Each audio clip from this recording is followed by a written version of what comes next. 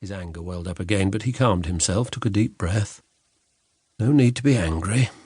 He was going to fix things, wasn't he? That's why he was here. He climbed the 3 steps onto the stage and slipped through the black drapes into the wings.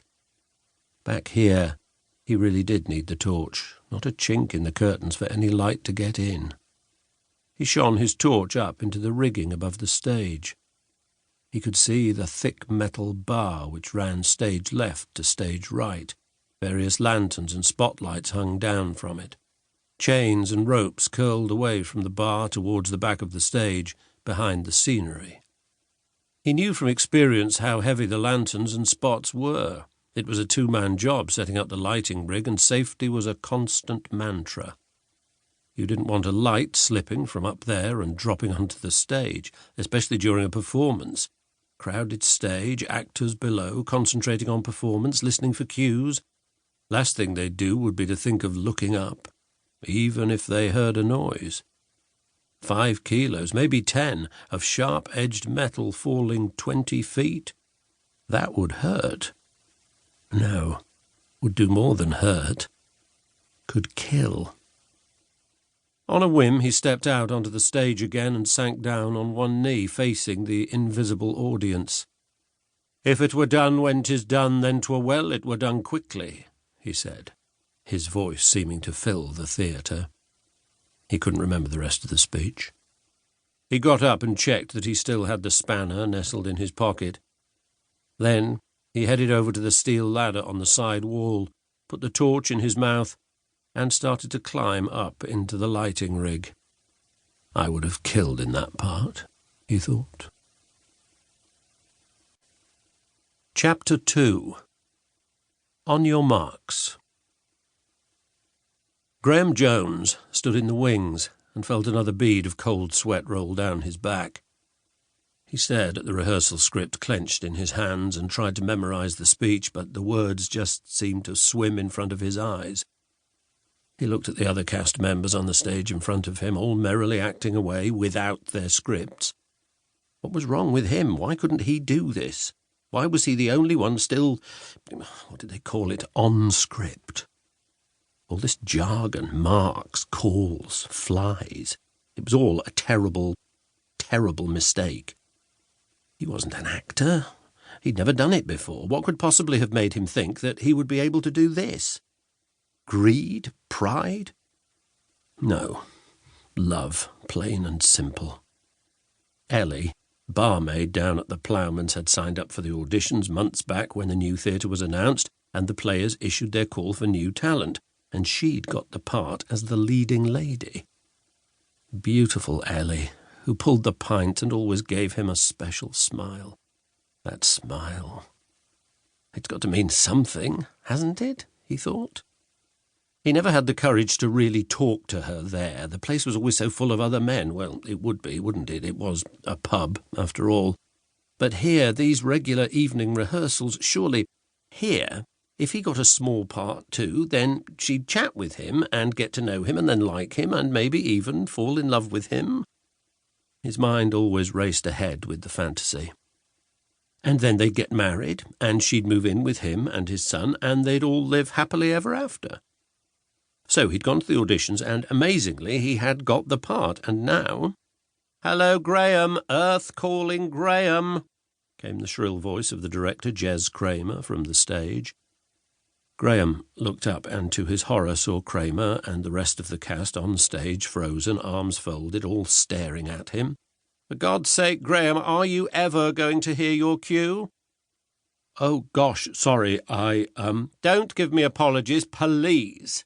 Just give me your police constable bull before we all die of shame out here." "Oh, all right, yes." Graham took a deep breath, marched onto the stage and looked for his mark, as he'd been taught. Phew, there it is, he thought, spotting the small chalk circle on the wooden stage floor right next to Jez. He positioned himself on it, then turned to face the auditorium. Well then, he said in his best police acting voice. "I hear there's been a crime committed." "There certainly has, ladies and gentlemen," said Jez, pointing straight at him. "This man has been caught impersonating an actor."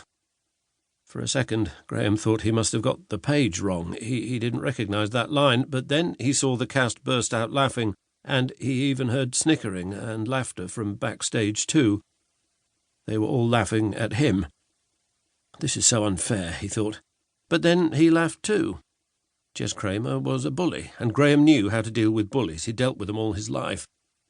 His solution was to surrender completely to them, to laugh at himself louder than they did, and just put up with the humiliation. Because eventually bullies got bored, and they picked a new victim. At least that was the idea. He watched as Jez stepped closer and put an arm around his shoulder. Graham was familiar with this gesture. To the others it would look like friendly reconciliation, but he knew it was really subjugation, manipulation. "Graham, Graham, Graham," said Jez in a chummy voice. "Whatever are we going to do with you?" I don't know, Jez," said Graham. "Maybe we should stick you on a rocket and fire you onto the stage." "That would be funny," said Graham, "but then you'd probably have to fire me off again." He watched Jez laugh. But he could also see that Jez was scrutinising him, making sure that Graham wasn't taking the piss. "Very good, Graham," he said. "Just one teeny note, though. Do remember to address your line to the actors, not the audience." Yes, of course." "You're the local bobby, Graham, called to the country residence of Lord and Lady Blake here." Jez gestured to the other two actors, Helen Edwards and Ambrose Good. Graham nodded to them and felt reassured when he saw them smile back. Helen and Ambrose were old school, not newcomers like Jez. He realised Jez was still speaking and tried to concentrate again. "To investigate a priceless pearl which has gone missing." Yes, sorry, Jez. "And do remember, it's a serious whodunit, darling, not a Ray Cooney farce." He watched Jez step back. He seemed to be satisfied that Graham had got the point.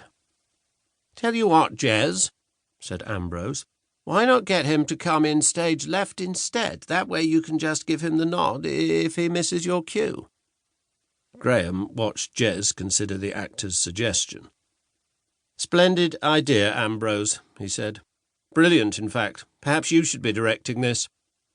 Graham felt the air on stage grow even colder. "Well, I wasn't I?" said Ambrose sullenly. "Until you." "Stage left it is, then," said Jez, ignoring him. "Stage left," said Graham. "Yes, Graham," he said, pointing to the wings. "The opposite of stage right. God, just over there." Graham nodded. It seemed simple enough, but wouldn't it cause problems with the... what was the word? Where they all stood on the stage. The blocking, that was it. You sure?" he said. "Won't we have to change all the positions round for the end of the scene, and how will we—" "Let's deal with that when we get to it, eh?" said Jez. "Positions, everybody. We've wasted enough time already tonight, and I've got a rather important conference call I need to get home to. Capiche?" Graham hurried across to the other side of the stage. As he did, he saw Helen give him a quick thumbs up and mouth to him, "You okay?"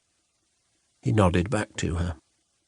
Even though she could sometimes be a bit pretentious, she always seemed to understand what he was going through. In the wings, he looked out across the stage as Jez ran through the scene again. He followed the lines on his script, the action getting closer and closer to his own part, highlighted in yellow on the page. Close-up, close-up. Then the magic words from Helen herself. "If the Pearl of Bombay has been stolen, then we shall never recover from the disgrace." He stepped confidently onto the stage and strode towards Jez. Not a bad entrance, he thought, not bad at all. As he approached Jez, the director stepped back to give him room. Graham looked quickly for his mark before remembering it would have to change now he was coming in from stage left. They'd just have to find him a new one. He noticed Helen give him the slightest of nods and a secret smile.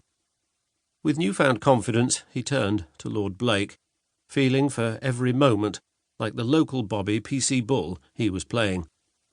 He drew a deep breath and heard his line echo around the theatre. Well then, I hear there's been a crime committed." He waited for Lord Blake to respond.